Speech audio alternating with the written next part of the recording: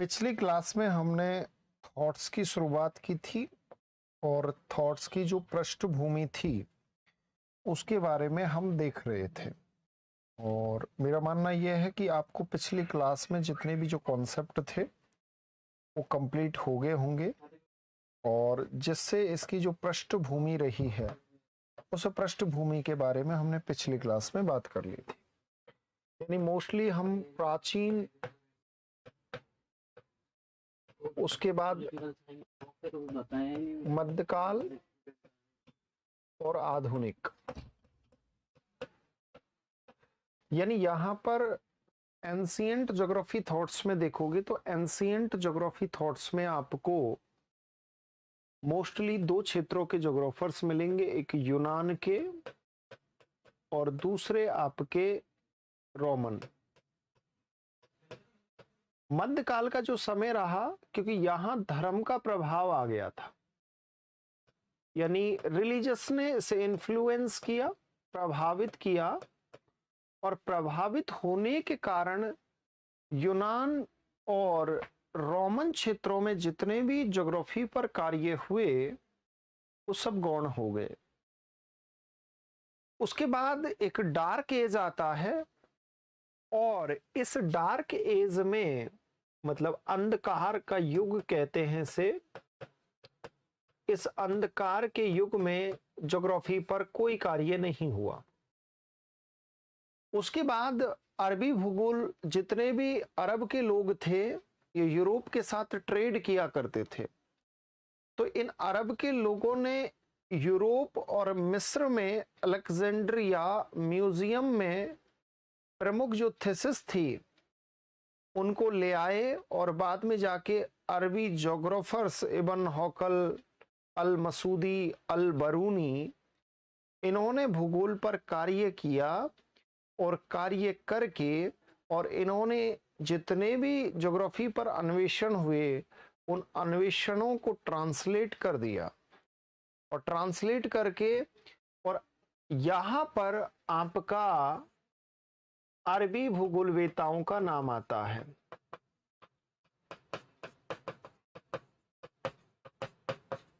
अब बात करते हैं आधुनिक समय की। तो आधुनिक समय की जो कहानी है ये जर्मनी से शुरू होती है। जर्मनी के बाद फ्रांसीसी स्कूल विकसित हुई, फ्रांसीसी स्कूल के बाद अमेरिकन स्कूल का विकास हुआ, और अमेरिकन के बाद आपका ब्रिटिश स्कूल का विकास हुआ। इसके अलावा रूस की स्कूल भी है, लेकिन मोस्टली आप चार स्कूलों के बारे में आपके एग्जाम में क्वेश्चन आते हैं। नेट में देख लो या असिस्टेंट प्रोफेसर में देख लो या पीजीटी फर्स्ट ग्रेड में देख लो, इसमें से इन्हीं में से आते हैं।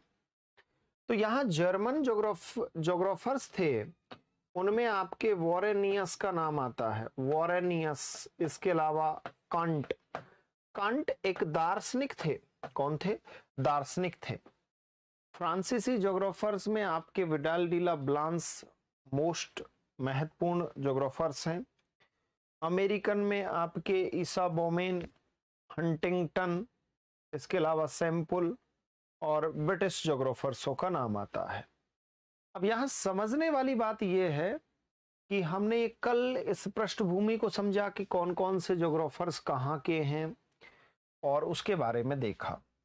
उसके बाद कल की क्लास में ही हमने प्राचीन में आपके यूनानी भूगोलवेताओं की शुरुआत की थी, यूनानी ग्रीक ज्योग्राफर्स। और इन यूनानी भूगोलवेताओं की जो शुरुआत की, इसमें हमने नंबर 1 ज्योग्राफर्स के बारे में कल की क्लास में कंप्लीट किया था, जिसका नाम था होमर। होमर मूल रूप से ज्योग्राफर्स नहीं था, होमर एक कवि था, और इस कवि ने ट्राजन या स्पार्टा युद्ध का जो उल्लेख किया और ज्योग्राफी के बारे में कुछ जो तथ्य दिए वो इलियड ओडेसी नामक अपने एक ग्रंथ में दिए। उस ग्रंथ में इसने ये भी बताया था कि यूरोप के पूर्व में एक ऐसा स्थल खंड है जहां से सूर्य का उदय होता है, और यूरोप के पश्चिम में सूर्य का अस्त होता है। इसने कुछ हवाओं के बारे में भी जिक्र किया था कि उत्तर से चलने वाली जो ठंडी हवाएं हैं ये ध्रुवीय क्षेत्रों से चल रही हैं, इन्हें हम बोरस कहते हैं। और दक्षिण से जो यूनान की तरफ हवाएं आ रही हैं उन्हें नोटस के नाम से जाना जाता है। इसने ये भी बताया कि पूरब से चलने वाली जो हवाएं हैं वो गर्म हैं, क्योंकि इस ग्रीक के पूर्व में डेजर्ट था और डेजर्ट का ये अनुमान इसने लगाकर बताया कि इधर कोई ऐसा भाग है जहां से जो हवाएं चल रही हैं वो गर्म है। और इसने ये भी बताया कि पश्चिम से चलने वाली हवाओं को इसने नाम दिया जेफाइरस। तो ये भैया आपका होमर था। दूसरे नंबर पे नाम आता है आपके ज्योग्राफर्स थेल्स का। थेल्स का जो समय रहा है वो 600 बीसी से लेकर और 550 बीसी के बीच में थेल्स रहा था। थेल्स ने अपने ज्योग्राफी पर कार्य किए। इसने ग्रीक की एक स्कूल थी जिसका नाम आयोनियस स्कूल है, उससे इसने अध्ययन किया था। तो ग्रीक की स्कूल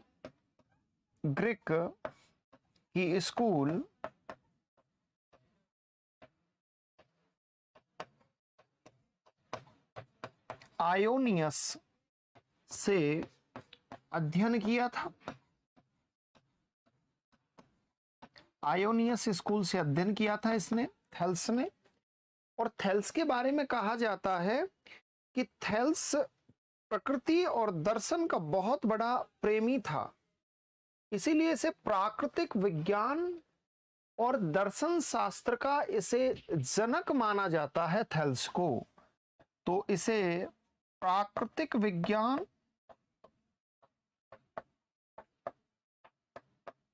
एवं दर्शन शास्त्र का जनक माना जाता है।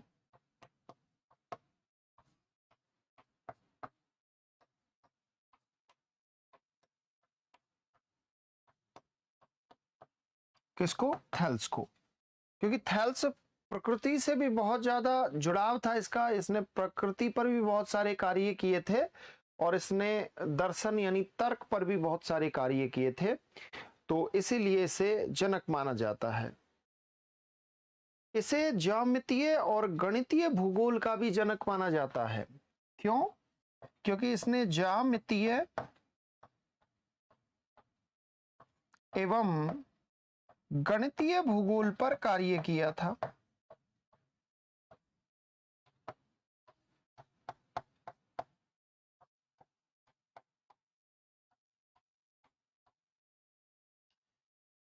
ज्यामितीय एवं गणितीय भूगोल का जनक माना जाता है। ज्योमेट्री, ज्योग्राफी, ज्योमेट्रिकल ज्योग्राफी और अर्थ में आपके मैथमेटिकल ज्योग्राफी का इसे फादर माना जाता है, क्योंकि इसने इन दोनों सब्जेक्टों पर कार्य किया और इनका संबंध ज्योग्राफी से बताया, इसीलिए इसे फादर माना जाता है।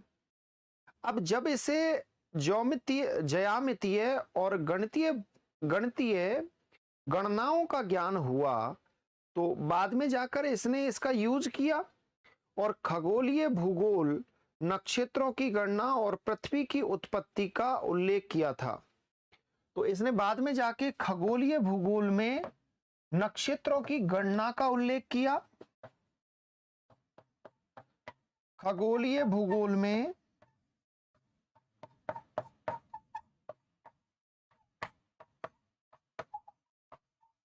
नक्षत्रों की गणना एवं पृथ्वी उत्पत्ति के बारे में बताया।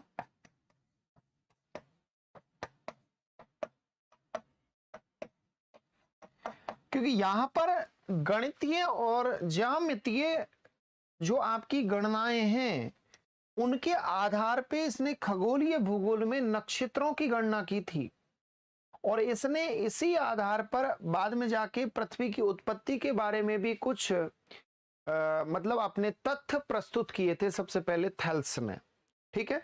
और इसने बाद में जाके बताया कि जो एक वर्ष होता है उसमें 365 दिन और एक माह में 30 दिन होते हैं। तो इसने वर्ष में 365 दिन और माह में 30 दिन के बारे में बताया था।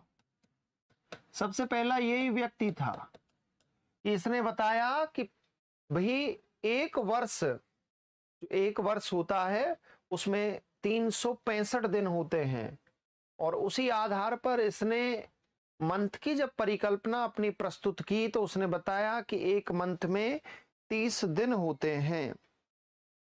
अब निश्चित तौर पे आप एक बात यहां पर एक चीज का अनुमान लगा सकते हो कि जब ये थेल्स ग्रीक से जब ये मिस्र की तरफ गया होगा तो निश्चित तौर पे मिस्र के लोगों के संपर्क में आया, और जब मिस्र के लोगों के संपर्क में आया तो वहां पर इसने वहां की भौगोलिक दशाओं का भी अध्ययन किया होगा। और जब इसने भौगोलिक दशाओं का अध्ययन किया तो आपको पता है कि मिस्र यानी ये उत्तरी अफ्रीका के इन भागों से इस थेल्स ने गणितीय और ज्यामितीय विधियों को सीखा, और इसने बाद में जाके अपने अन्वेषणों में उपयोग किया। और यहां पर एक नदी बहती है जिसका नाम है नील, और नील नदी के बारे में इसने बताया कि नील नदी 2 रंगों के रूप में अपवहित होती है। तो 2 रंगों के रूप में अपवहित होने की बात किसने कही? प्रवाहित होने की बात किसने कही? थेल्स ने। थेल्स ने नील नदी का अध्ययन किया, नील नदी का अध्ययन किया था, और सफेद नील एवं नीली नील के बारे में बताया।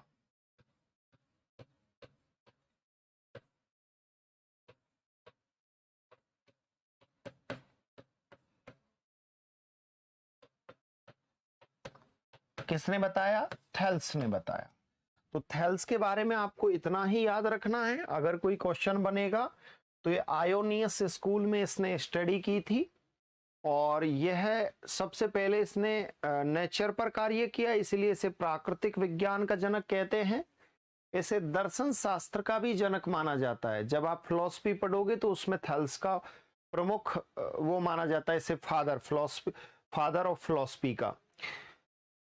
इसके अलावा ज्योमितीय और गणितीय भूगोल का जनक माना जाता है, क्योंकि थेल्स जब मिस्र की यात्रा पर गया तो इसने मिस्र से बहुत सारे तथ्य जुटाए और ज्यामितीय और गणितीय गणनाओं का अनुभव प्राप्त किया। खगोलीय भूगोल में नक्षत्रों की गणना और पृथ्वी के उत्पत्ति के बारे में भी सबसे पहले थेल्स बताते हैं। और थेल्स ने याद रखना कि जो आपका दिन, यानी थेल्स ने वर्ष को 365 दिन और मंथ को 30 दिन में विभक्त किया था, और साथ में इसने नील नदी का अध्ययन किया और ये बताया कि नील नदी 2 रंगों के रूप में इसका जल प्रवाहित होता है, सफेद नील और नीली नील के रूप में। अगला आपका ज्योग्राफर से एनेक्सीमेंडर। कौन है? एनेक्सीमेंडर। अब देखिएगा एनेक्सीमेंडर के बारे में कहानी क्या है।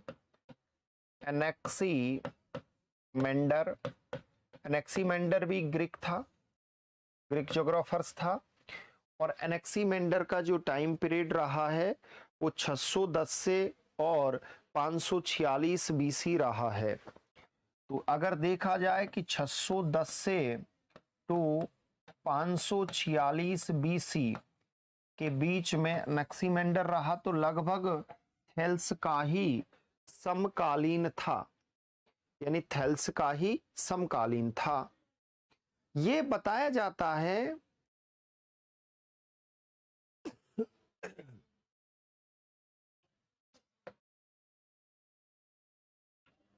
एनेक्सीमेंडर के बारे में। एनेक्सीमेंडर का टाइम 690 है, 10 नहीं है, सॉरी 1 मिनट रुकना,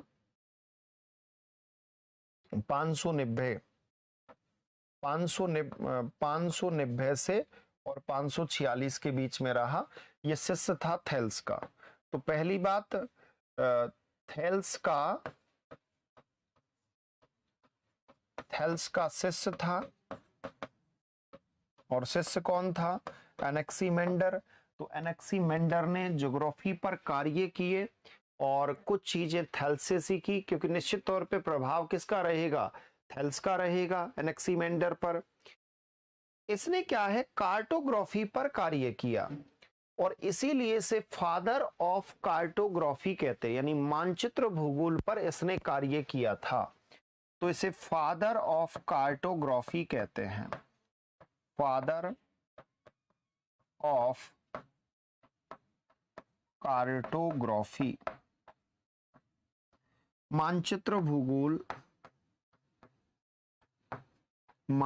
भूगोल का जनक माना जाता है, क्योंकि सबसे पहले इसने मानचित्र भूगोल पर कार्य किया, इसीलिए इसे फादर ऑफ कार्टोग्राफी ऑब्लिक मानचित्र भूगोल का जनक माना जाता है। अब इन्होंने अपने भौगोलिक चिंतन में एक तो ब्रह्मांड उत्पत्ति सिद्धांत का उल्लेख किया, और पृथ्वी की जो आकृति है वो बेलनाकार बताई।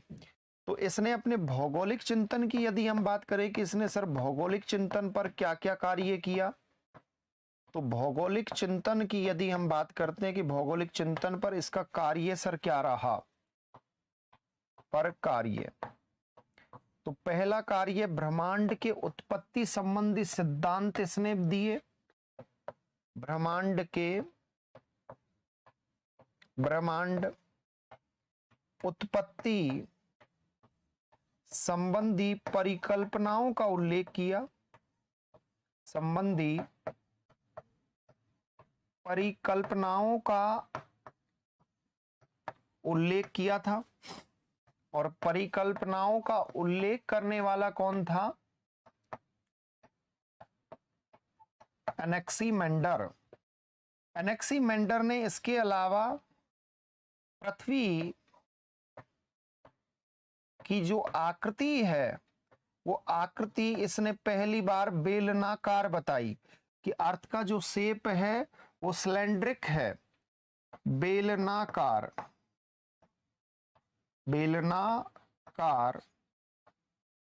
पृथ्वी की आकृति बेलनाकार है, ये किसने उल्लेख किया? आपके एनेक्सीमेंडर ने।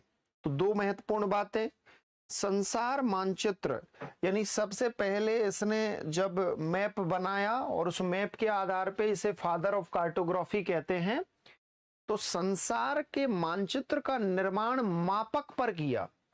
तीसरा, इसने भौगोलिक चिंतन पर जो कार्य किया, संसार के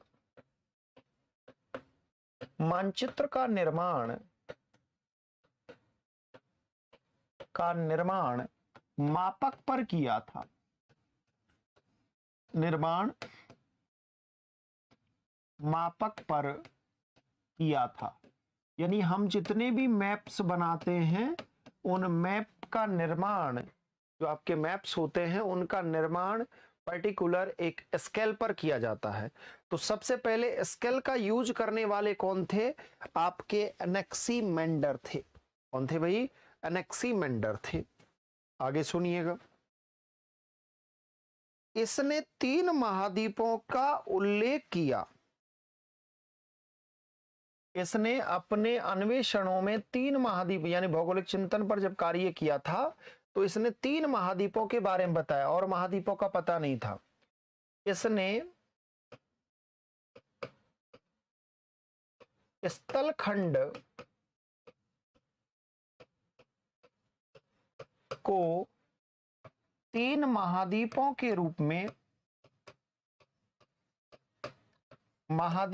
रूप में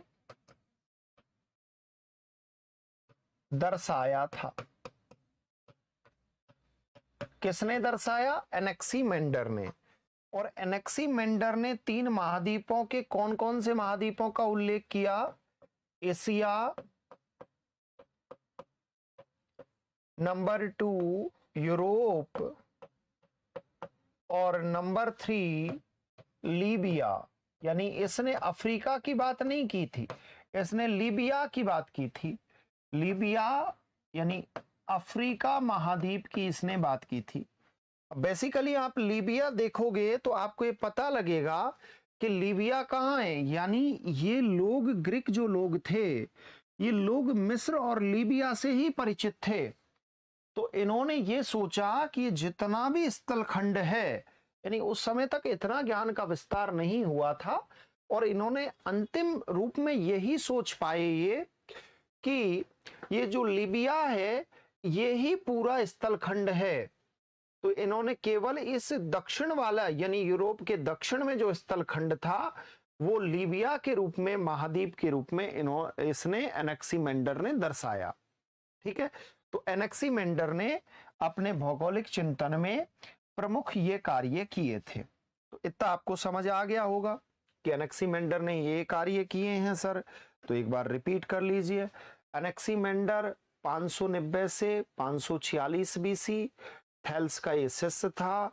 फादर ऑफ कार्टोग्राफी, मानचित्र भूगोल का जनक माना जाता है, क्योंकि सबसे पहले इसने मैप्स में स्केल का यूज किया था। भौगोलिक चिंतन पर कार्य, ब्रह्मांड उत्पत्ति संबंधी परिकल्पनाओं का उल्लेख किया था सबसे पहले एनेक्सीमेंडर ने। पृथ्वी की आकृति इसने बेलनाकार बताई थी कि बेलन के जैसी आकृति है इसकी। संसार के मानचित्र का निर्माण मापक पर किया था, और इसने स्थलखंड को 3 महाद्वीपों के रूप में दर्शाया था, जिसमें लीबिया, एशिया और यूरोप के बारे में अपने विवरणों में उल्लेख किया। अब ऐसा नहीं है कि केवल एनेक्सीमेंडर ने यही कार्य किए हों, इसके अलावा भी कार्य किए हैं।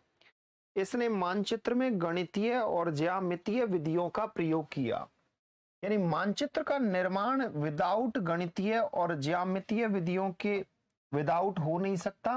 तो इसने मानचित्र निर्माण में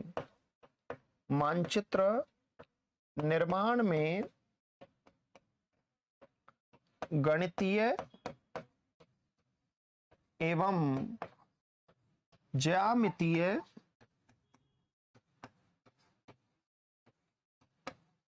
विधियों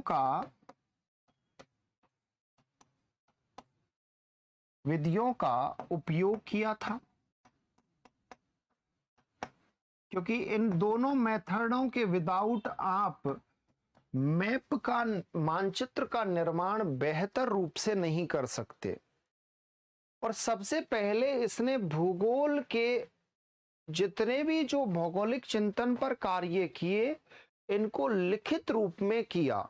तो इसीलिए याद रखना कि एनेक्सीमेंडर को भूगोल के लेखन की परंपरा की शुरुआत करने वाला माना जाता है। ये अंडरलाइन कर लेना, क्योंकि ये मोस्ट है, और इससे पिछली बार नेट में भी ये क्वेश्चन आ चुका है कि भौगोलिक चिंतन की परंपरा में लेखन का कार्य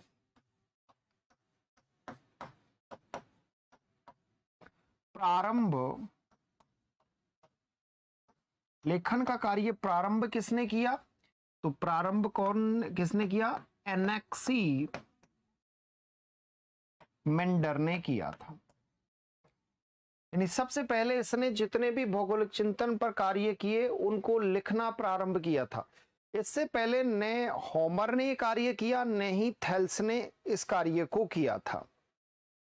अब एनेक्सीमेंडर ने जल में जीवन की उत्पत्ति और नस्लों के बारे में बताया था।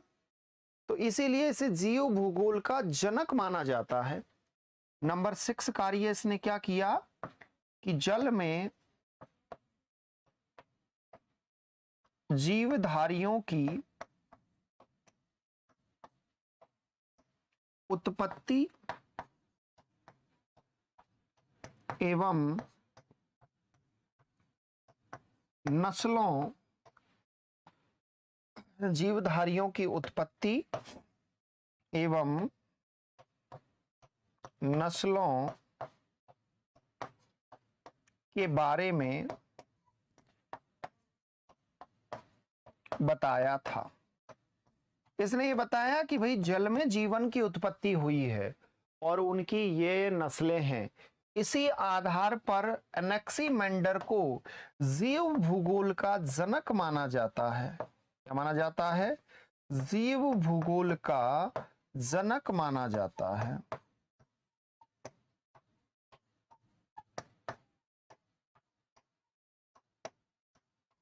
क्या माना जाता है? जीव भूगोल का जनक माना जाता है एनेक्सीमेंडर को, क्योंकि उसने सबसे पहले जल में जीवन की उत्पत्ति हुई है इसके बारे में बताया। तो इसी तथ्य के आधार पर इन्हें जनक माना जाता है। इसने नोमोन यंत्र का आविष्कार किया था। अब आप कहोगे सर ये नोमोन यंत्र क्या है? नोमोन यंत्र, नोमोन यंत्र का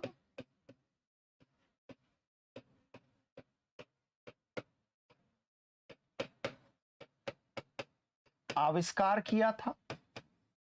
और एक बात याद रखना कि ये जो नोमोन यंत्र था ये दिन में समय की गणना बताता है। नोमोन यंत्र के माध्यम से क्या किया जाता है? दिन में समय की गणना की जाती है।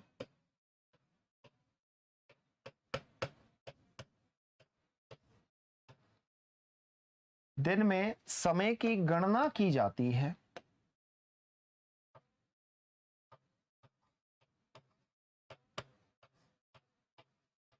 तो दिन में समय की गणना करने का जो प्रथम इंस्ट्रूमेंट का जो आविष्कार किया वो एनेक्सीमेंडर ने किया और उस इंस्ट्रूमेंट का नाम क्या है? नोमोन यंत्र है। तो आपसे एग्जाम में एक बार पूछा गया कि नोमोन यंत्र का आविष्कार किसने किया? एनेक्सीमेंडर। और सबसे पहले इस यंत्र का आविष्कार ग्रीक सिविलाइजेशन यानी ग्रीक ज्योग्राफर्सों के द्वारा किया गया था, क्योंकि एनेक्सीमेंडर भी कहां का था? ग्रीक ज्योग्राफर्स था। अब पृथ्वी की आकृति इसने बेलनाकार बताई, तो इसे अनियमित आयत कह सकते हैं।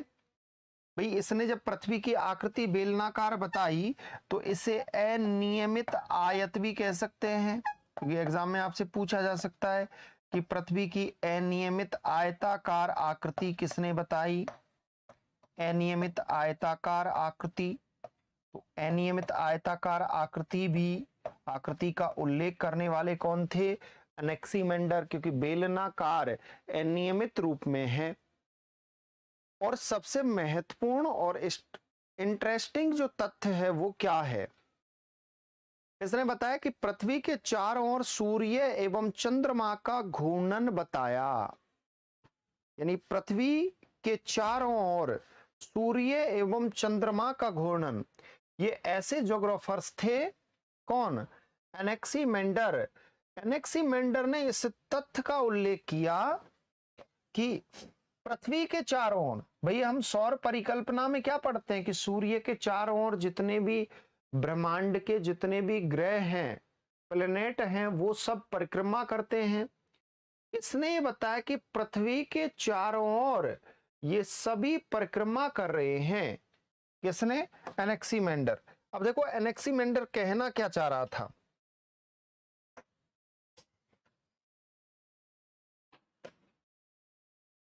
एनेक्सीमेंडर ने यह कहा कि ये जो आपकी अर्थ है, इस अर्थ के चारों ओर परिक्रमा कौन कर रहा है? सूर्य यानी सन। ये सन घूर्णन कर रहा है और साथ के साथ में इस अर्थ के चारों ओर और कौन कौन घूर्णन कर रहा है? मून। तो इसने भू केंद्रित, यानी सबसे पहले भू केंद्रित परिकल्पना बाद में वैश्विक जगत के सामने आई, लेकिन इसने भू केंद्रित परिकल्पना की बात की। भू केंद्रित का अर्थ है कि केंद्र में भूमि यानी पृथ्वी है और उसके चारों ओर अन्य जितने भी ग्रह हैं ये सभी परिक्रमा कर रहे हैं। तो इसने क्या बोला कि पृथ्वी के, क्या कहा इसने कि पृथ्वी के चारों ओर सूर्य एवं चंद्रमा परिक्रमा करते हैं।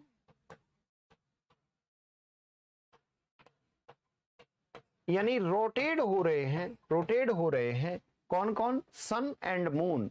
किसके? अर्थ के। ये इसने बताया। तो एनेक्सीमेंडर के बारे में जितने भी मैंने तथ्य बताए हैं इनको एक बार देख लीजिए।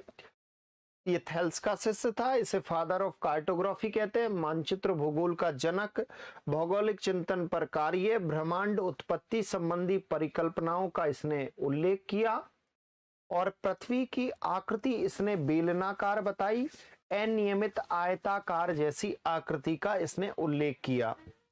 अब याद रखना कि संसार के मानचित्र का निर्माण सबसे पहले मापक पर एनेक्सीमेंडर ने किया, इसीलिए इसे फादर ऑफ कार्टोग्राफी कहते हैं। इन मानचित्रों में इसने गणितीय और ज्यामितीय विधियों का उपयोग किया था और इसने पूरे स्थलखंड को, जिस स्थलखंड का ज्ञान ग्रीक ज्योग्राफर्सों को था उनमें से एनेक्सीमेंडर को जितना ज्ञान था उस आधार पर एनेक्सीमेंडर ने 3 महाद्वीपों का उल्लेख किया, एशिया, यूरोप और लीबिया। इसने भौगोलिक चिंतन की परंपरा में लेखन का कार्य प्रारंभ किया। किसने? एनेक्सीमेंडर ने।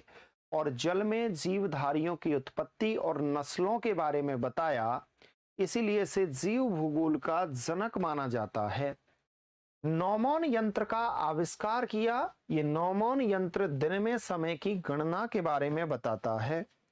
और इसने क्या किया कि ब्रह्मांड उत्पत्ति संबंधी जब परिकल्पना ये बता रहा था तो उसमें इसने बताया कि पृथ्वी के चारों ओर सूर्य एवं चंद्रमा क्या करते हैं?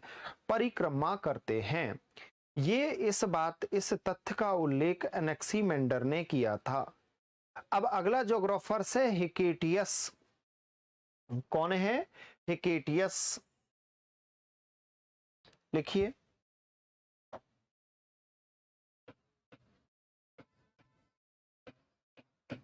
हिकेटियस।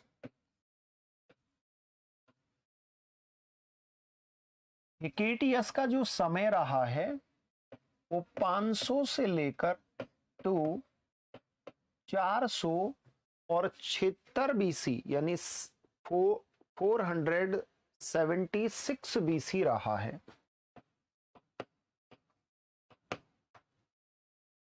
हिकेटियस ने सर कार्य क्या किया कि जो आपका एरिस्टोस्थेनेस के बारे में आप पढ़ते हो तो उसे फादर ऑफ ज्योग्राफी कहा जाता है, लेकिन यदि ऑप्शन में हिकेटियस का नाम आ जाता है तो फिर आप एरिस्टोस्थेनेस का नाम नहीं करके हिकेटियस का नाम करोगे, क्योंकि सबसे पहले ज्योग्राफी के बारे में बताने वाले और इसका विभाजन करने वाले हिकेटियस ही थे। इसीलिए हिकेटियस को भूगोल का जनक कहा जाता है। तो पहली बात, इसे भूगोल का जनक कहा जाता है। तो भूगोल का जनक कौन है? भूगोल के जनक हैं आपके हिकेटियस। हिकेटियस को भूगोल का जनक कहते हैं। और भूगोल के जनक के साथ इसे प्रादेशिक भूगोल का जनक भी कहा जाता है। प्रादेशिक भूगोल का जनक कहा जाता है क्योंकि इसने ही सबसे पहले ये बताया था ग्रीक ज्योग्राफर्सों में कि भूगोल को प्रादेशिक अध्ययन के आधार पर भी हम पढ़ सकते हैं। तो प्रादेशिक अध्ययन के आधार पर जब हम उसकी स्टडी करेंगे तो वहां पर इसे प्रादेशिक भूगोल का जनक कहा जाएगा। इसे भूगोल का जनक किस आधार पर कहा गया? तो इसने एक ग्रंथ लिखा था पीरियोडस जैस, जिसमें पृथ्वी का वर्णन किया था। तो इसे भूगोल का जनक किस आधार पर कहा? इसने एक ग्रंथ लिखा और उस ग्रंथ का नाम क्या है? पीरियोडस जैस, या इसे ऐसे भी पढ़ सकते हो, जैस ऑफ पीरियोडस ऑडस। इसमें इसने पृथ्वी का वर्णन किया था, पृथ्वी का वर्णन,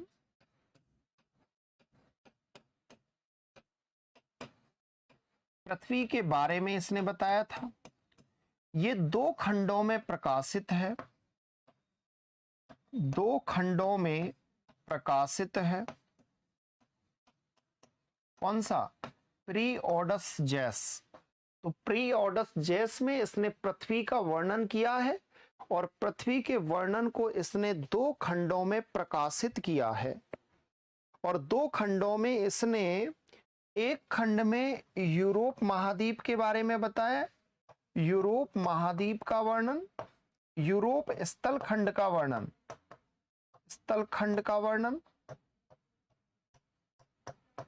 और दूसरा जो इसने खंड लिखा उसमें इसने एशिया और लीबिया महाद्वीप का और लीबिया महाद्वीप का वर्णन किया है, यानी लीबिया स्थल खंडों का वर्णन किया है।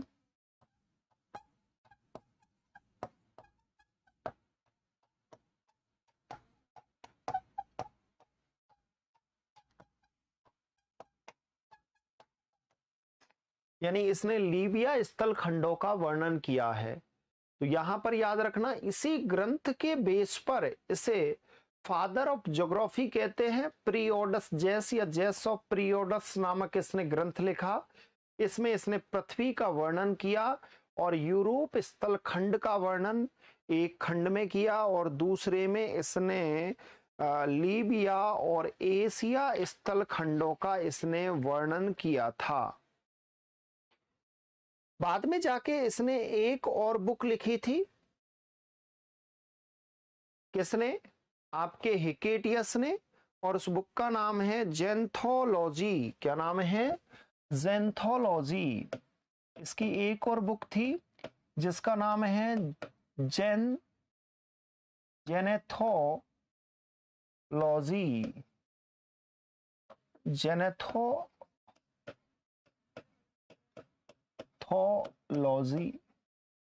जेनेथोलॉजी इसने ग्रंथ लिखा। सबसे महत्वपूर्ण बात है कि सर इसने पीरियोडस जैस भी लिखा और इसने ये भी लिखा, इसमें इसने इतिहास से संबंधित तथ्यों का उल्लेख किया था। इतिहास से संबंधित तथ्यों का उल्लेख किया था। इतिहास से संबंधित जितने भी जो तथ्य थे उनका उल्लेख इसने इस ग्रंथ में किया था, जेनेथोलॉजी। अब जेनेथोलॉजी में इसने उल्लेख किया, बाद में जाके इसने कार्टोग्राफी पर भी कार्य किया। तो यहां पर ऐसे लिख सकते हैं कि ये बुक हो गई, इसके बारे में हमने देख लिया। इसे जनक किस किस का माना जाता है ये भी हमने कंप्लीट कर लिया। अब सबसे महत्वपूर्ण जो तथ्य है वो ये है कि भौगोलिक चिंतन पर कार्य। भाई इसने भौगोलिक चिंतन पर क्या कार्य किया? यानी भौगोलिक चिंतन पर कार्य, यानी मोस्टली इसने किस किस क्षेत्र में भूगोल पर कार्य किया, ये सबसे महत्वपूर्ण बात है। तो यहां पर यदि हम देखें कि इसने कार्य किस किस पर किया है, तो इसने पहला कार्य संसार का सबसे छोटा यानी छोटा मानचित्र बनाया था। और ये इसने बाद में जाके मिलेटस नगर का भी मानचित्र बनाया था। और साथ में इसने पृथ्वी की आकृति वृत्ताकार तस्तरी के समान चपटी मानी थी। तो इसके 3 महत्वपूर्ण कार्य हैं। पहला, इसने जो कार्टोग्राफी पर कार्य किया उसमें नंबर 1 हम जो तथ्य पढ़ेंगे वो सबसे महत्वपूर्ण तथ्य है, और वो क्या है कि इसने संसार का छोटा मानचित्र बनाया था। संसार का छोटा मानचित्र बनाया था। तो इसने निश्चित तौर पे जो आपका ज्योग्राफर्स रहा था एनेक्सीमेंडर, तो ये एनेक्सीमेंडर से प्रभावित रहा होगा निश्चित तौर पे। क्यों? क्योंकि ये एनेक्सीमेंडर और इसका जो समय है, अगर आप देखोगे तो एनेक्सीमेंडर पहले था, ये बाद में है, तो ये उससे प्रभावित रहा, तो इसने कार्टोग्राफी पर कार्य किया। और साथ में इसने मिलेटस नगर का मानचित्र भी बनाया था। तो साथ में मिलेटस नगर का मानचित्र भी बनाया था। नगर का मानचित्र भी बनाया था।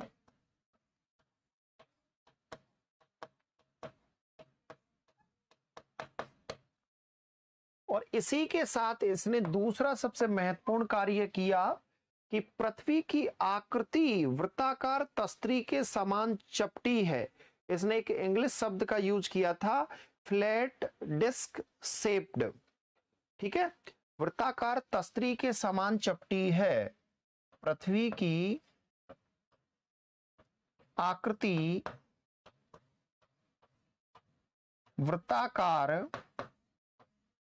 तस्तरी के समान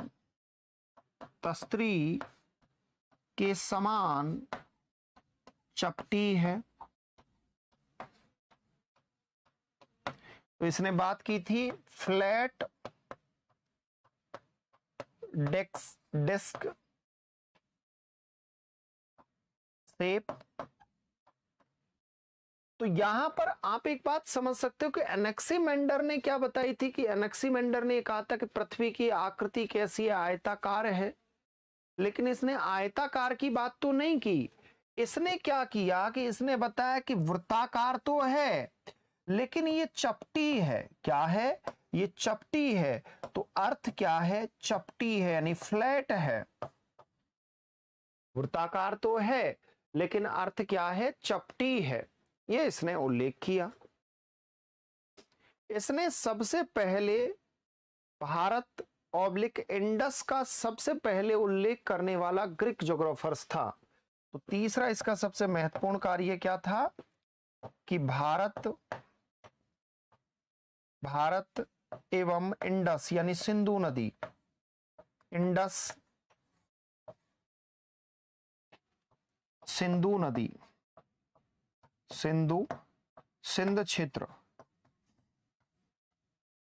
का सर्वप्रथम उल्लेख किया था। यानी इससे पहले जितने भी ज्योग्राफर्स हुए उन्होंने किसी ने भी इसका उल्लेख नहीं किया था। यानी सबसे पहले भाई होमर, थेल्स और एनेक्सीमेंडर, इन तीनों ज्योग्राफर्सों ने इंडस या भारत के बारे में कोई तथ्य प्रस्तुत नहीं किए थे। लेकिन इसने इनके बारे में, हिकेटियस ने भारत और साथ में इंडस यानी सिंधु क्षेत्र के बारे में इसने बताया कि एक ऐसा क्षेत्र है पूर्व की ओर जहां पर एक नदी प्रवाहित होती है इंडस, और इंडस वाले क्षेत्र को हम सिंधु क्षेत्र कहते हैं, और वहीं पर एक क्षेत्र है जिसका नाम है भारत। ठीक है, आगे देखो। इसने कुछ वर्तमान स्थानों के प्राचीन नाम बताए थे, और वर्तमान स्थानों के जो प्राचीन नाम हैं वो क्या क्या इसने बताए थे, तो देखिएगा।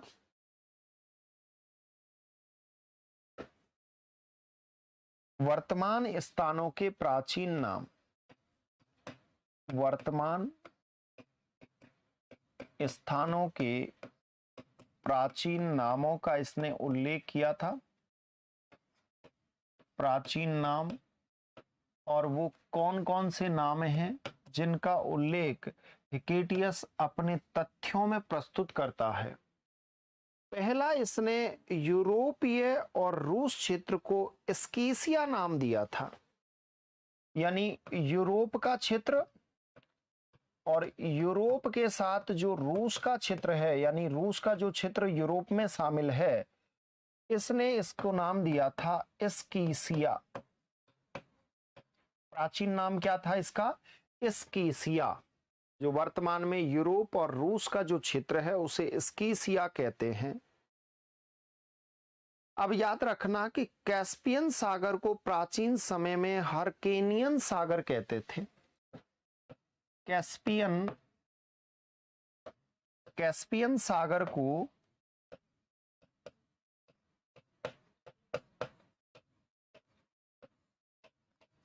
जो कैस्पियन सी है उसे प्राचीन समय में हरकेनियन सागर कहते थे।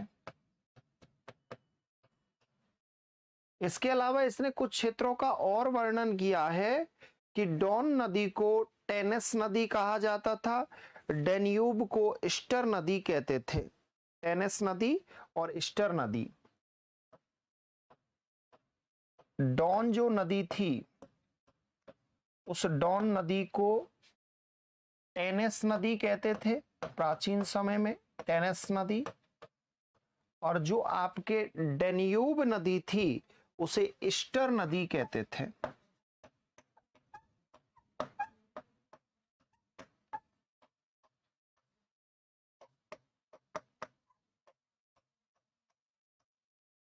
इसके अलावा ये कहते हैं कि दक्षिणी यूरोप को केल्ट प्रदेश के नाम से जाना जाता था। जो दक्षिणी यूरोप का जो क्षेत्र है उस दक्षिणी यूरोप के क्षेत्र को केल्ट प्रदेश कहते थे। आगे हिकेटियस ये भी बताते हैं कि जो ब्लैक सी और कैस्पियन सी, ब्लैक सी में डॉन, डेन्यूब, नीपर और नीस्टर नदियां अपना जल डालती हैं। तो यहां पर याद रखना जो आपका ब्लैक सी है, जैसे ये आपका ब्लैक सी है, काला सागर, तो काला सागर में 4 नदियां अपना जल डालती हैं। इसके बारे में इसने उल्लेख किया था। डॉन,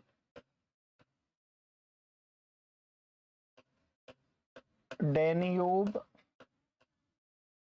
इसके अलावा नीपर और नीस्टर, 4 नदियां ब्लैक सी में अपना जल डालती हैं, ये इसने बताया था। और इसने कहा था कि वोल्गा और यूराल 2 नदियां कैस्पियन सागर में अपना जल डाल रही हैं। तो जो कैस्पियन सी है, कैस्पियन सागर, तो इसमें वोल्गा और यूराल नदी अपना जल डाल रही हैं। अब सबसे महत्वपूर्ण बात है कि आप जब देखोगे वर्ल्ड मैप में तो ये आपका ब्लैक सी है, तो ब्लैक सी में ये आपका ब्लैक सी है जिसे कृष्ण सागर कहते हैं। तो ब्लैक सी में डॉन, डेन्यूब, नीपर और नीस्टर जो नदियां हैं वो अपना जल डाल रही हैं। और इधर की तरफ ये कैस्पियन सी है, ये अजरबैजान, और इधर की तरफ का जो कैस्पियन सी है, इस कैस्पियन सी में वोल्गा और यूराल नदी अपना जल डाल रही हैं। काफी बार एग्जाम में नॉर्मल क्वेश्चन आता है। ये किसने बताया? हिकेटियस ने उल्लेख किया। अब हिकेटियस के बारे में हम देख लेते हैं एक बार, जिससे आपको क्लियर हो जाए। हिकेटियस को फादर ऑफ ज्योग्राफी कहते हैं। इसने एक ग्रंथ लिखा था पीरियोडस जैस या जैस ऑफ पीरियोडस। इसमें इसने पृथ्वी के वर्णन किया और इसने 2 खंडों में इसे प्रकाशित किया, जिसमें एक यूरोप स्थल खंड का वर्णन करता है एक खंड में, और दूसरे में ये एशिया और लीबिया का वर्णन करता है। इसे प्रादेशिक भूगोल का जनक भी माना जाता है क्योंकि इसने क्षेत्रों को प्रदेशों में बांटकर स्टडी की थी। आगे देखो, इसने एक ग्रंथ और लिखा था जेनेथोलॉजी। ये जेनेथोलॉजी जो बुक है इसकी, इसमें इतिहास से संबंधित तथ्यों का उल्लेख किया है हिकेटियस ने। भौगोलिक चिंतन पर कार्य संसार का छोटा मानचित्र बनाया और साथ में इसने मिलेटस नगर का भी मानचित्र बनाकर प्रस्तुत किया था। हिकेटियस पृथ्वी की आकृति वृत्ताकार तस्तरी के समान चपटी बताते हैं और बताते हैं कि फ्लैट डिस्क शेप, साथ में इसने इस प्रकार से वृत्ताकार और ये वृत्त की चपटी है। इसने भारत और इंडस क्षेत्र का सर्वप्रथम उल्लेख किया था। इसने कहा था कि एक नदी है पूरब की तरफ, उस पूरब की तरफ जो नदी है वो क्षेत्र बहुत ही उपजाऊ है और वो इंडस क्षेत्र है और इंडस क्षेत्र के आसपास का जो भाग है वो भारत के नाम से जाना जाता है। आगे देखिएगा, इसने वर्तमान स्थानों के कुछ प्राचीन नाम बताए थे, क्योंकि ये ग्रीक ज्योग्राफर्स था तो ग्रीक क्षेत्र के आसपास के क्षेत्रों का इसने प्राचीन उस समय किस नाम से जाना जाता था।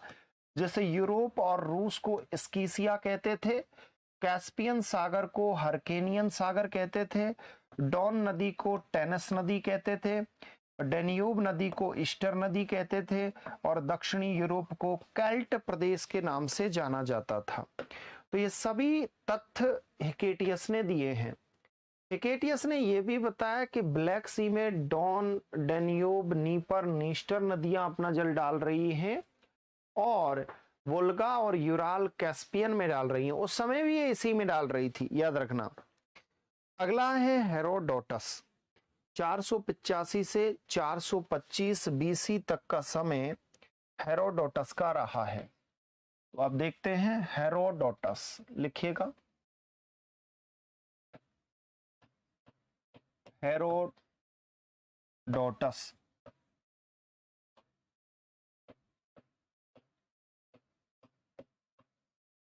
हेरोडोटस का जो समय है वो 485 टू 425 बीसी, यानी 485 बीसी से 425 बीसी के मध्य हेरोडोटस का समय रहा है। हेरोडोटस ने भौगोलिक चिंतन पर कार्य किया, लेकिन इतिहास के रूप में किया, इसीलिए इसे इतिहास का जनक और ऐतिहासिक भूगोल का जनक भी कहा जाता है। इतिहास में इसका बहुत बड़ा योगदान है हेरोडोटस का, तो इसीलिए इसे इतिहास का जनक कहते हैं। इतिहास का जनक, फादर ऑफ हिस्ट्री हेरोडोटस है और इसे ऐतिहासिक भूगोल, हिस्टोरिकल, यानी फादर ऑफ हिस्टोरिकल ज्योग्राफी, ऐतिहासिक भूगोल का जनक माना जाता है। यानी भूगोल की समय अवधि के बारे में, यानी समय अवधि के आधार पर जो वर्णन करने वाले विद्वान थे उनका नाम हेरोडोटस है। क्योंकि इतिहास में समय पढ़ा जाता है और समय अवधि के आधार पर तथ्यों का अध्ययन किया जाता है और इसीलिए हेरोडोटस को इतिहास का जनक और इसे ऐतिहासिक भूगोल का जनक माना जाता है। इसने भौगोलिक चिंतन पर कार्य क्या किया कि पहली बात तो यह है कि इसने मिस्र की सभ्यता का अध्ययन किया और मिस्र की सभ्यता के बारे में बताया कि Egypt is the gift of Nile. जो मिस्र की महान सभ्यता है वो नील नदी का एक उपहार है। क्या है? नील नदी का एक उपहार है। इसने एक बुक लिखी थी जिसका नाम है हिस्टोरोग्राफी। हिस्टोरोग्राफी, इसके ग्रंथ का क्या नाम है? ग्रंथ का नाम है हिस्टोरोग्राफी। और इस ग्रंथ में इसने एक तथ्य प्रस्तुत किया। वो तथ्य बहुत ही मजेदार तथ्य था और वो लगभग 3 से 4 बार एग्जामों में पूछा जा चुका है। कि संपूर्ण इतिहास भौगोलिक पृष्ठभूमि के रूप में और संपूर्ण भूगोल ऐतिहासिक पृष्ठभूमि के रूप में समझना चाहिए। तो इसने क्या बताया कि संपूर्ण इतिहास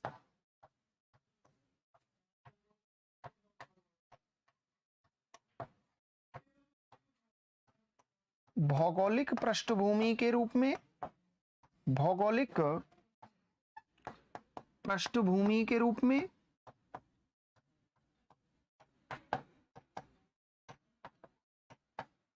तथा संपूर्ण भूगोल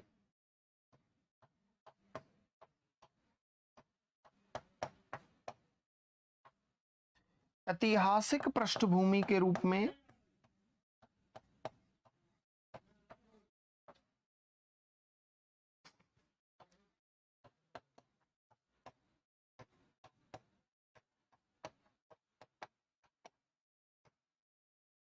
में अध्ययन करना चाहिए।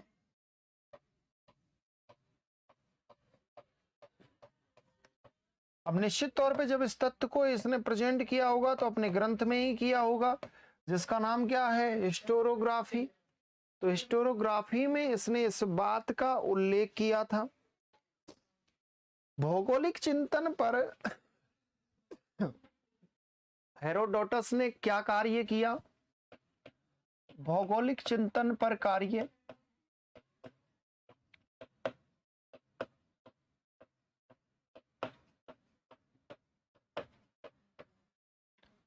भौगोलिक चिंतन पर हेरोडोटस ने क्या कार्य किया। तो भौगोलिक चिंतन पर कार्य, और कार्य कौन करेंगे, आपके हेरोडोटस। हेरोडोटस ने मिस्र की सभ्यता का वर्णन किया, पहला कार्य। इसने मिस्र, जो आपका मिस्र है, मिस्र की सभ्यता का वर्णन किया।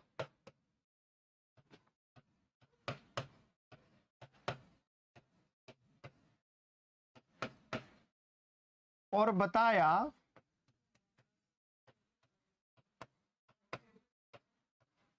कि मिस्र की महान सभ्यता, मिस्र की महान सभ्यता, ग्रेट सिविलाइजेशन, सभ्यता नील नदी का उपहार है, नील नदी का उपहार है। Egypt is the gift of Nile।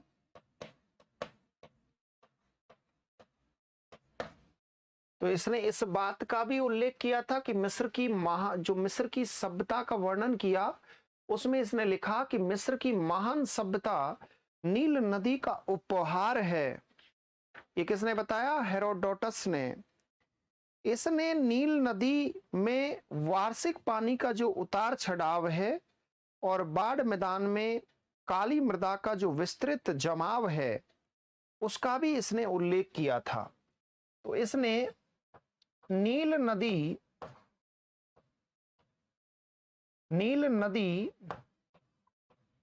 तट में वार्षिक जल उतार चढ़ाव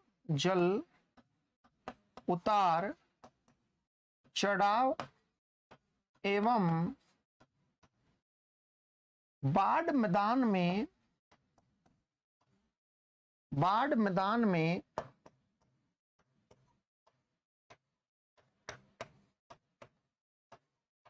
काली मृदा जमाव विस्तृत क्षेत्र का उल्लेख किया।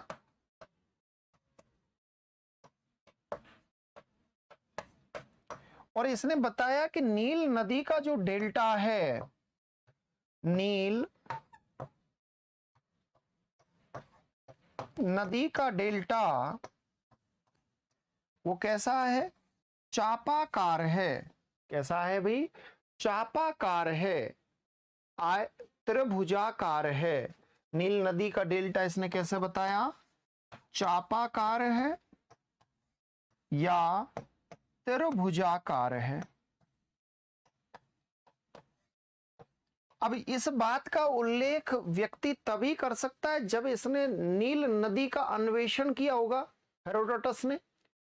तो हेरोडोटस ने नील नदी का अन्वेषण करके वहां की सभ्यता के बारे में जाना और जानकर इसने कहा कि Egypt is the gift of Nile, यानी इजिप्ट जो मिस्र की महान सभ्यता है वो नील नदी का उपहार है।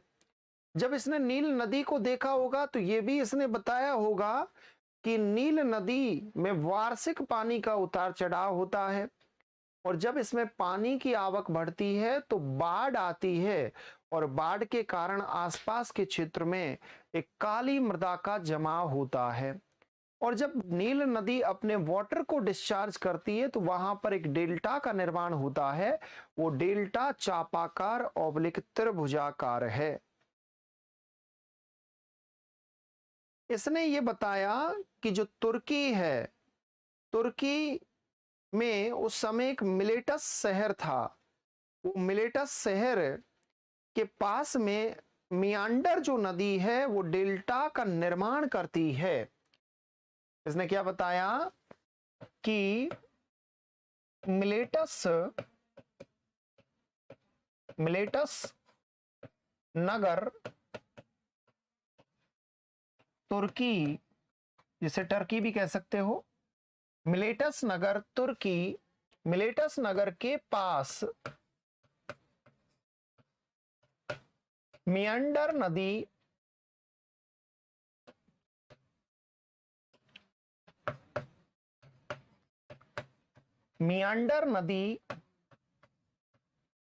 डेल्टा का निर्माण करती है।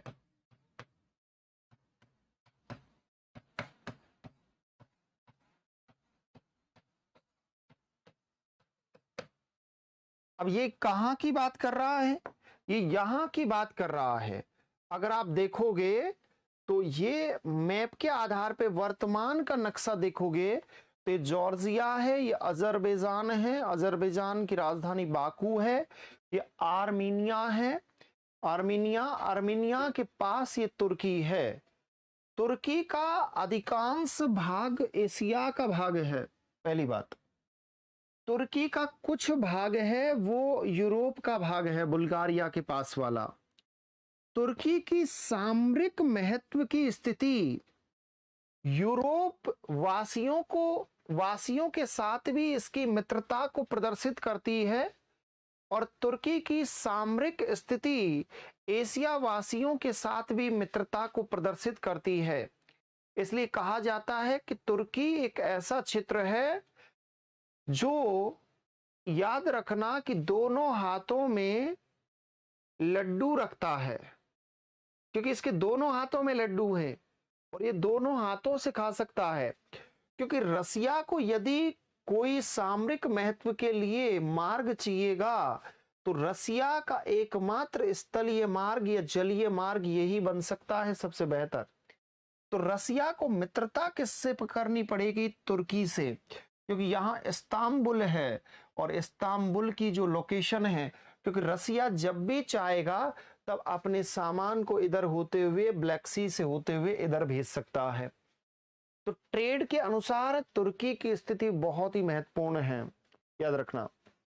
आगे इसने प्रमुख क्षेत्रों की यात्रा की थी, उस यात्रा का विवरण आपको बताएंगे। और इसने पर्यावरणवाद का प्रारंभ किया था। इसने क्या किया था?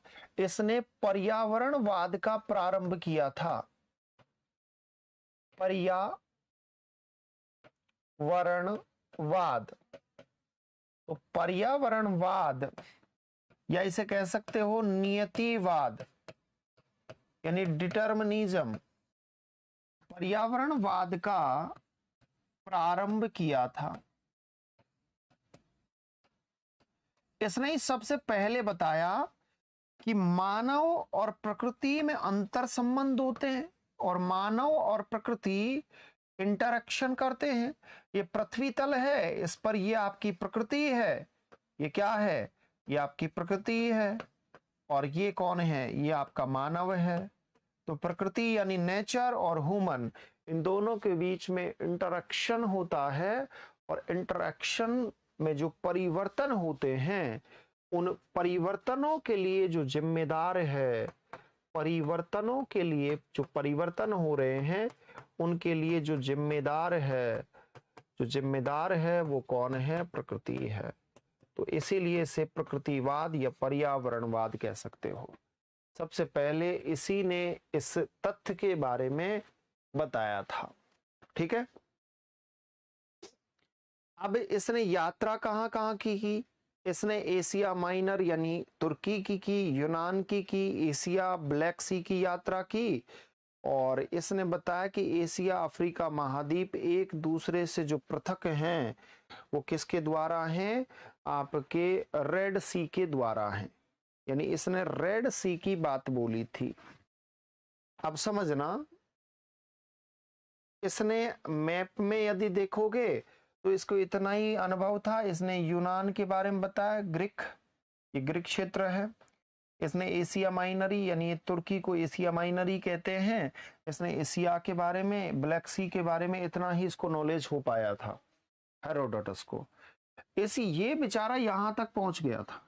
तो इसने बताया कि यहाँ पर जो अफ्रीका यानी लीबिया और जो एशिया का विभाजन हुआ है, वो विभाजन करने वाला यानी दोनों स्थल खंडों के बीच में जो जलीय भाग है वो आपका रेड सी है। कौन सा है? रेड सी यानी लाल सागर है। तो इसके बारे में देखो, चौथा तथ्य, इसने यूनान, एशिया, काला सागर,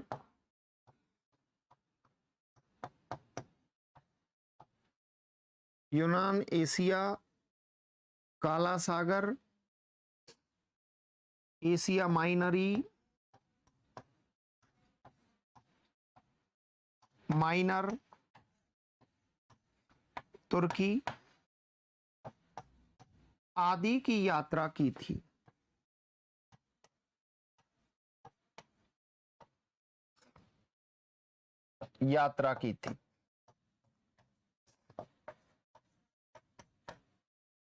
आगे याद रखना, नंबर 5 पॉइंट लिखिएगा। इसने बताया कि एशिया एवं लीबिया स्थल खंडों का विभाजन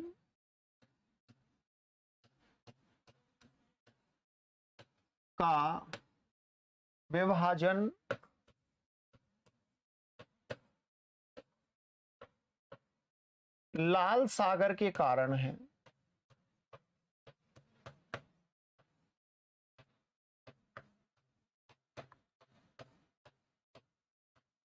ठीक है, लाल सागर के कारण इसने इस विभाजन के बारे में बताया था। अगले आपके महत्वपूर्ण ज्योग्राफर्स हैं प्लूटो। प्लूटो के बारे में देखिए।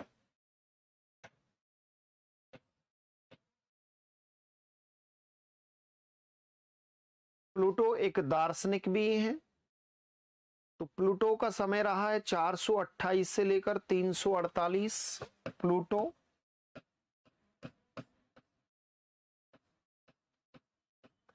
तो प्लूटो का समय 428 से 348 बीसी के बीच में रहा है। 428 से लेकर 348 बीसी के बीच में जो समय रहा है प्लूटो का रहा है। और प्लूटो ने ज्योग्राफी पर भी कार्य किया है। प्लूटो के बारे में कहा जाता है कि मानव भूगोल की नींव रखने वाला जो विद्वान है वो प्लूटो ही है। यानी प्लूटो ने मानव भूगोल की नींव रखी है। अब देखो यहां पर मानव भूगोल की नींव रखने वाला विद्वान कौन है? मानव भूगोल की नींव रखने वाला विद्वान प्लूटो है।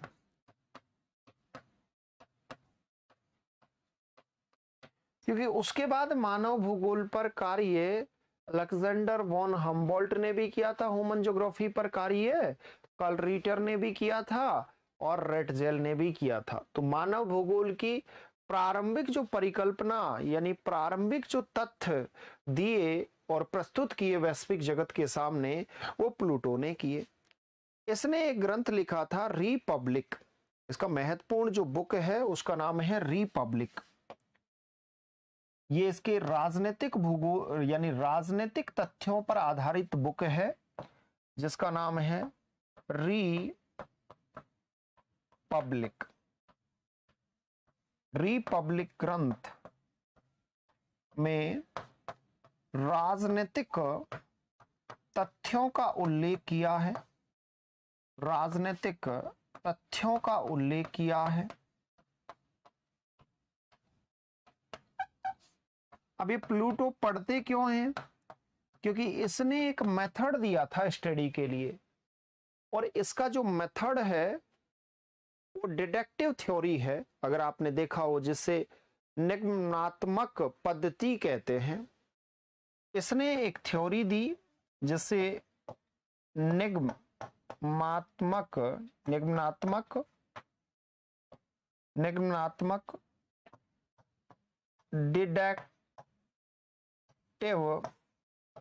डिडक्टिव मेथड कहते हैं। डिडक्टिव मेथड क्या है? डिडक्टिव मेथड क्या है? इसमें किस प्रकार से ये अध्ययन की एक विधि है, यानी निगमनात्मक पद्धति अध्ययन की एक विधि है।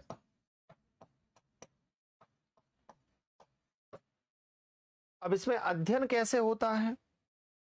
प्लूटो ये कहते हैं, प्लूटो क्या कहते हैं कि भौगोलिक चिंतन का यदि आपको अध्ययन करना है, जैसे हम भौगोलिक चिंतन का अध्ययन करना चाहते हैं,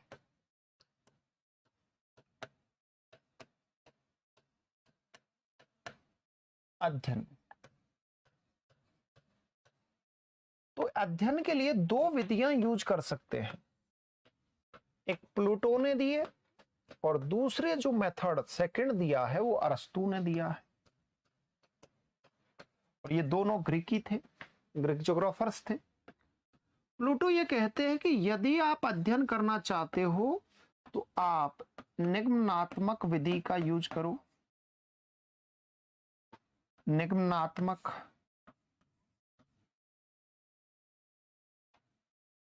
एक मिनट रुको,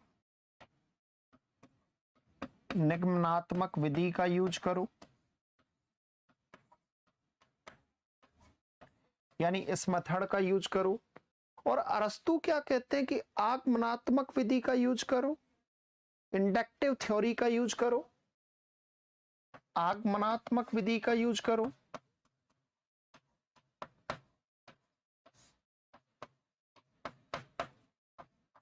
विधि का यूज करो। अब इसमें अंतर क्या है? आपके दिमाग में यही क्वेश्चन आ रहा होगा कि सर इसमें मोस्टली अंतर क्या है। यहां पर इन दोनों के बारे में जो विद्वान हैं, इन विद्वानों के बारे में, दोनों के बारे में हम क्यों पढ़ते हैं और भूगोल में विशेषकर क्यों पढ़ते हैं? क्योंकि इन्होंने कुछ न कुछ तो तथ्य वैश्विक पटल के सामने रखे होंगे, इसलिए हम मोस्टली इनका अध्ययन करते हैं। यहां पर प्लूटो क्या कहते हैं? प्लूटो ये कहते हैं कि यदि आप भौगोलिक चिंतन पर कार्य करना चाहते हो तो सबसे पहले आप उसके रूल्सों को पढ़ो, यानी उसके नियमों के बारे में स्टडी करो। और जब आप नियम पढ़ लेते हो तो उसके बाद उसके उदाहरण देखो। यानी जब आप किसी सब्जेक्ट की थ्योरी कंप्लीट कर लेते हो तो फिर उसको प्रैक्टिकल जीवन में लाओ, व्यवहारिक जीवन में लाओ। ये कौन कहते हैं? प्लूटो। अरस्तु क्या कहते हैं कि सबसे पहले आप व्यवहारिक जीवन में जाओ। व्यवहारिक जीवन यानी पहले आप उदाहरणों को देखो, और जब आप एग्जाम्पल देख लेते हो तो उसके बाद आप नियमों की रचना करो, यानी रूल्स बनाओ। अब दोनों का मेथड लगता तो ऐसा है कि चलो साहब ठीक है, यहां पर जब नियमों की बात पहले की है तो प्लूटो क्या कहते हैं कि इसका जो अध्ययन मेथड है वो नियम का अर्थ है पहले सामान्य से हम विशिष्ट की ओर जाते हैं,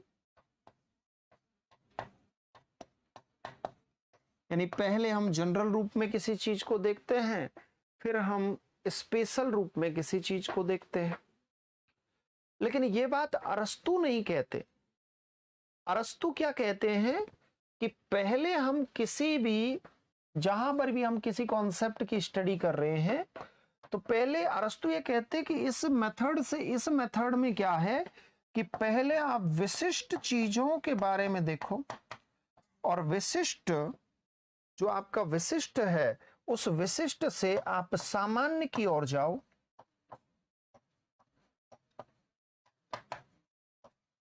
विशिष्ट से सामान्य की ओर जाओ।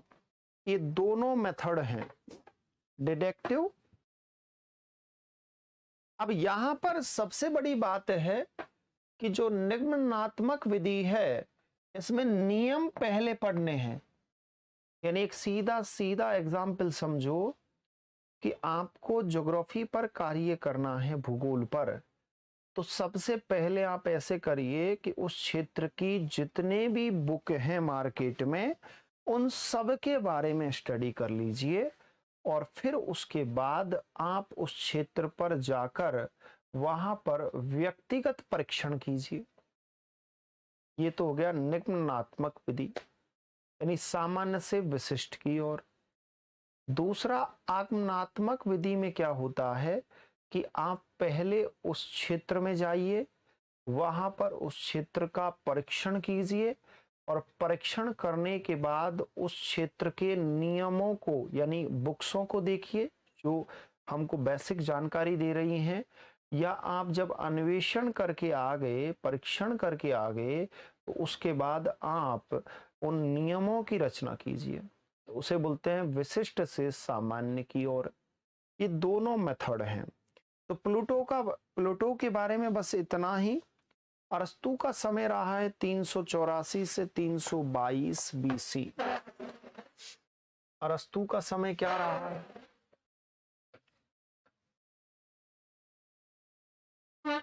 अरस्तु यानी 384 टू 322 बीसी, ये अरस्तु का समय रहा है। अरस्तु क्या था? एक दार्शनिक था, एक तर्कशास्त्री था, एक राजनीति शास्त्री था, एक जैव वैज्ञानिक था। तो इसके बारे में यदि जनरल इंट्रोडक्शन देखें, इसका सामान्य परिचय, तो ये दर्शन शास्त्री था,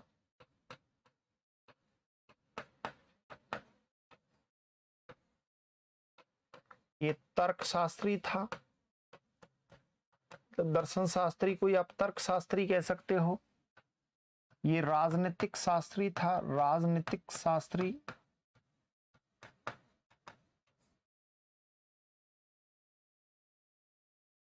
और इसके अलावा इसके बारे में कहा जाता है कि ये जैव वैज्ञानिक था। क्या था? ये जैव वैज्ञानिक था।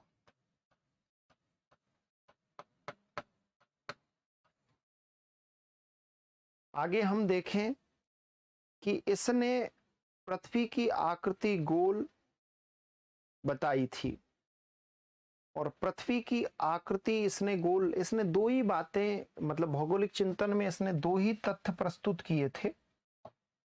भौगोलिक चिंतन पर कार्य, तो अरस्तु का जो भौगोलिक चिंतन पर कार्य रहा है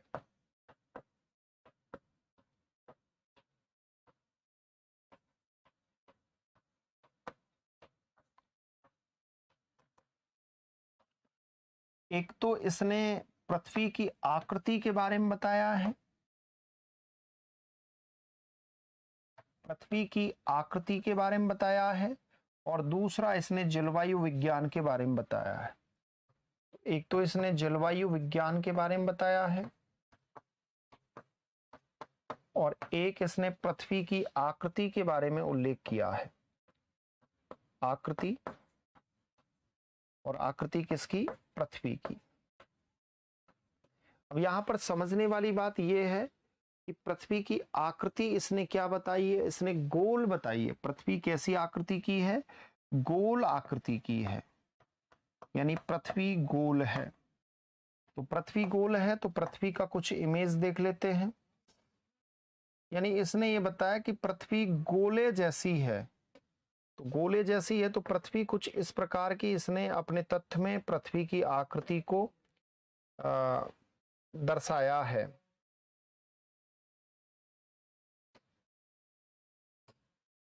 ये इसने पृथ्वी की आकृति बताई है। जलवायु विज्ञान के बारे में इसने क्या जानकारी दी है अरस्तु ने?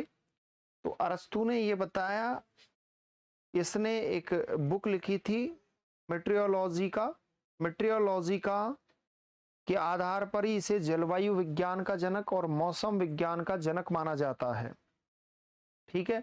और इसने पूरे विश्व को, यानी जो पृथ्वी है, जो पृथ्वी की गोल आकृति है, उस पृथ्वी को 3 क्लाइमेट यानी 3 क्लाइमेट जोनों में विभक्त किया था। तो इसने जलवायु विज्ञान के बारे में जो हमें तथ्य प्राप्त होता है अरस्तु का, वो इसका एक बुक है, ग्रंथ है, मेट्रियोलॉजी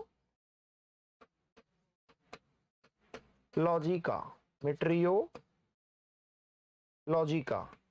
इस मेट्रियोलॉजी का ये इसकी बुक है। इस मेट्रियोलॉजी का के आधार पर ही इसे जलवायु विज्ञान का जनक भी माना जाता है। इसे जलवायु विज्ञान का, आधुनिक जलवायु विज्ञान का जनक ये नहीं है, तो इसे जलवायु विज्ञान का जनक भी माना जाता है और इसे मौसम विज्ञान का जनक भी माना जाता है। मौसम विज्ञान का जनक भी माना जाता है। इसके बारे में याद रखना, जब जलवायु विज्ञान की बात इसके साथ की गई है अरस्तु के साथ, तो निश्चित तौर पे मौसम की बात भी हम अरस्तु के साथ ही करेंगे। ठीक है। इसने इसके अलावा बाद में जाके दूसरा भी ग्रंथ लिखा था और पृथ्वी को जोनों में बांटा। और पृथ्वी को इसने जोनों में कैसे बांटा? इसने बताया कि संपूर्ण पृथ्वी पर जो जलवायु खंड हैं वो 3 जलवायु खंड हैं। कितने जलवायु खंडों की बात की? 3 जलवायु खंडों की इसने बात की। कैसे? इसने बताया कि पृथ्वी, पूरी जो पृथ्वी है, ये 3 जोनों में बटी हुई है। इस प्रकार से इसने 3 जोनों में विभक्त किया। इसने बताया कि जो भूमध्य रेखा के आसपास का क्षेत्र है वो उष्ण कटिबंधीय जोन है, यानी ट्रॉपिकल जोन है। उसके बाद कर्क रेखा के आसपास और इधर मकर रेखा के आसपास का जो क्षेत्र है ऊपर वाला, वो आपका शीतोष्ण कटिबंध है,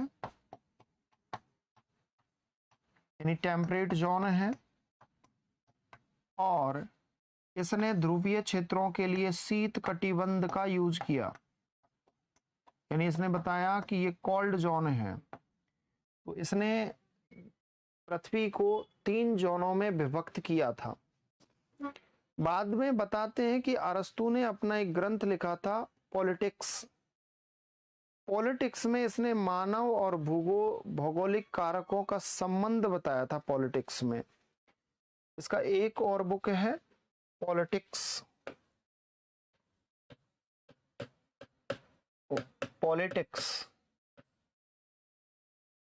यानी इसके 2 बुक हैं, मेट्रियोलॉजी का और पॉलिटिक्स। इस पॉलिटिक्स जो बुक है इसमें मानव एवं भौगोलिक कारकों के मध्य संबंधों की बात करता है।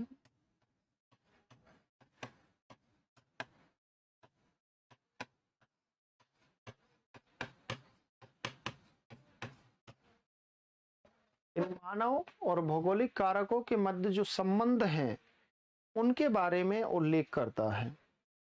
इसने बाद में जाके अपने तथ्यों में यह भी लिखा कि ज्वर भाटा की जो उत्पत्ति होती है यानी टाइड्स का जो ओरिजिन होता है वो हवाओं के कारण होता है। इसने क्या बताया कि ज्वर भाटा की उत्पत्ति हवाओं के कारण होती है।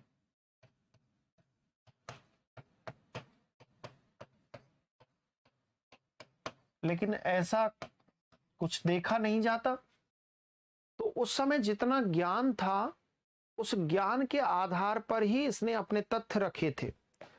तो ऑल ओवर यदि हम बात करें अरस्तु के बारे में तो अरस्तु एक दर्शन शास्त्री, एक तर्कशास्त्री, एक राजनीतिक शास्त्री, एक जैव वैज्ञानिक था।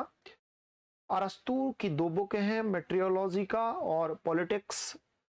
इसने भौगोलिक चिंतन पर पृथ्वी की आकृति गोल बताई और मेट्रियोलॉजी का जो बुक है उसके आधार पर अरस्तु को जलवायु विज्ञान और मौसम विज्ञान का जनक माना जाता है।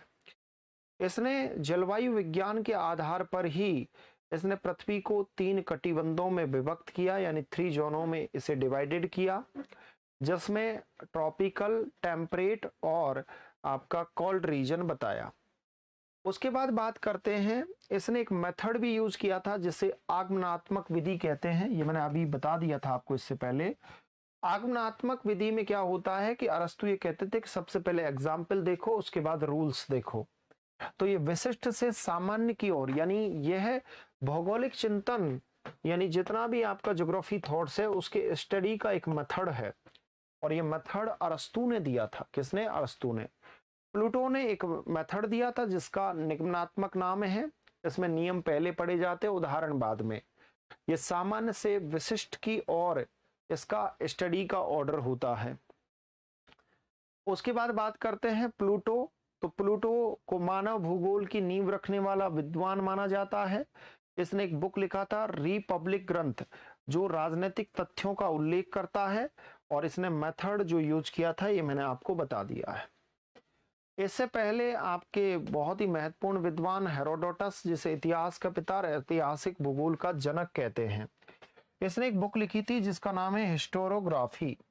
इसमें एक तथ्य दिया था, उस तथ्य बहुत बार एग्जाम में पूछा जा चुका है। संपूर्ण इतिहास भौगोलिक पृष्ठभूमि के रूप में और संपूर्ण भूगोल ऐतिहासिक पृष्ठभूमि के रूप में अध्ययन करना चाहिए। आगे हम देखते हैं कि हेरोडोटस ने और क्या कार्य किया। तो इसने मिस्र की सभ्यता का वर्णन किया और मिस्र की महान सभ्यता को नील नदी का उपहार माना और इसने लिखा कि Egypt is the gift of Nile. इसने नील नदी के पानी के उतार चढ़ाव की बात की और इसने बाढ़ के समय काली मृदा के जमाव क्षेत्र की भी बात की। नील नदी के पास नील नदी डेल्टा की आकृति इसने चापाकार या त्रिभुजाकार के बारे में उल्लेख किया। मिलेटस नगर के बारे में बताया कि उसके पास मियांडर नदी डेल्टा का निर्माण करती है जो तुर्की का एक शहर है। इसने सबसे पहले पर्यावरणवाद या नियतिवाद के बारे में बताया। इसमें पृथ्वी तल पर प्रकृति और मानव के अंतर संबंधों के लिए जिम्मेदार कौन है? प्रकृति है। प्रकृति के कारण परिवर्तन होते हैं। इसने यूनान, एशिया, काला सागर और एशिया माइनरी, तुर्की आदि की यात्रा की थी और साथ में इसने बताया कि एशिया और लीबिया स्थल खंडों का विभाजन लाल सागर यानी रेड सी के कारण हुआ है। यह आपका हेरोडोटस था। इसके अलावा हेकेटियस के बारे में देखते हैं तो हेकेटियस महत्वपूर्ण है, इसे भूगोल का जनक कहा जाता है। इसने एक बुक लिखी थी पीरियोडस जैस या जैस ऑफ पीरियोडस, पृथ्वी का वर्णन। 2 खंडों में यूरोप स्थल खंड लिखा एक तो, और दूसरे में एशिया और लीबिया के बारे में लिखा। इसने सबसे पहले प्रादेशिक अध्ययन के बारे में बताया, इसीलिए इसे प्रादेशिक भूगोल का जनक कहा जाता है। जेनेथोलॉजी नामक इसने ग्रंथ लिखा, लेकिन इसमें इतिहास से संबंधित तथ्यों का ही उल्लेख है। भौगोलिक चिंतन पर कार्य, इसने संसार का छोटा मानचित्र बनाया। साथ के साथ में इसने मिलेटस नगर का भी मानचित्र बनाया।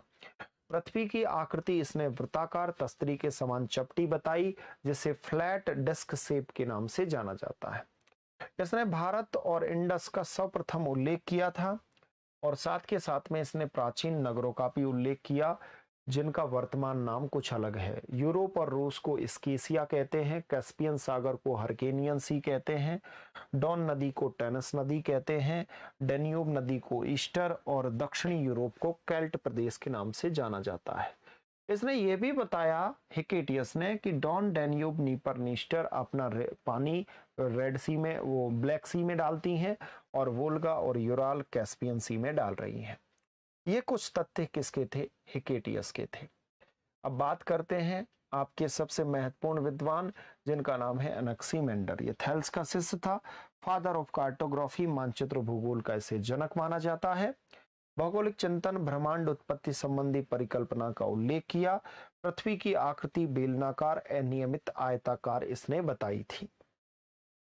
इसने ये भी बताया कि संसार के मानचित्र का निर्माण मापक पर सबसे पहले करने वाले यही थे। इसने 3 महाद्वीपों का उल्लेख किया, मानचित्रों में गणितीय और ज्योमेत्रीय विधियों का यूज किया और इतिहास भौगोलिक चिंतन को लेखन परंपरा की जो शुरुआत की वो एनेक्सीमेंडर ने की और जल में जीवधारियों की उत्पत्ति और नस्लों के बारे में बताया, इसलिए इसे जीव भूगोल का जनक माना जाता है। नौमोन यंत्र का आविष्कार किया, दिन के समय की गणना की, यानी ये दिन में जो समय की गणना है वो नौमोन यंत्र से की जाती है। इसने भू केंद्रित परिकल्पना दी। इसने बताया कि पृथ्वी के चारों ओर चंद्रमा और सूर्य परिक्रमा करते हैं। ठीक है, दोनों की बात की, यानी भू केंद्रित परिकल्पना की इसने बात की। ठीक है, तो फिर हम आगे देखेंगे और आगे जो आपके यूनानी ग्रीक ज्योग्राफर्स हैं उनके बारे में, आगे आने वाले ज्योग्राफर्सों के बारे में मैं आपको समझाऊंगा नेक्स्ट क्लास में। Thank you so much. और आप आज क्लास के लिए जो क्वेश्चंस हैं जो आपको रिटन करने हैं, लिख के आप ग्रुप में डाल देना, मैं चेक करके आपको बता दूंगा।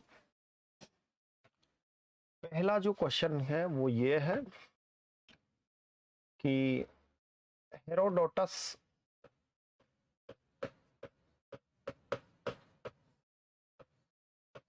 एवं हिकेटियस के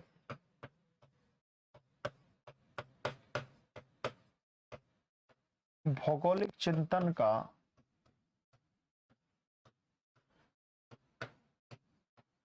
सार रूपी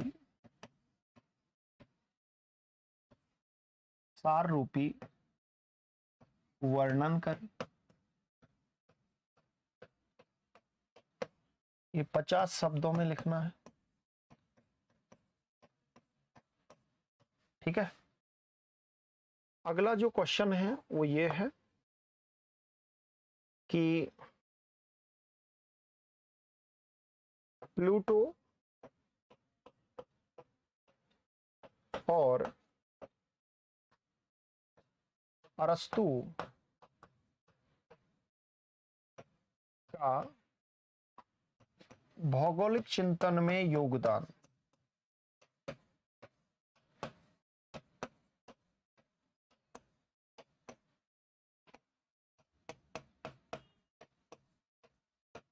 क्या है? ये भी 50 शब्दों में लिखें।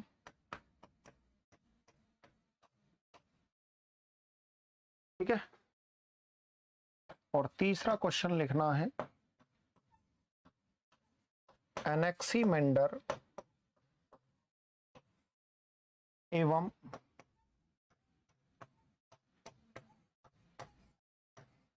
थेल्स का भौगोलिक चिंतन में योगदान।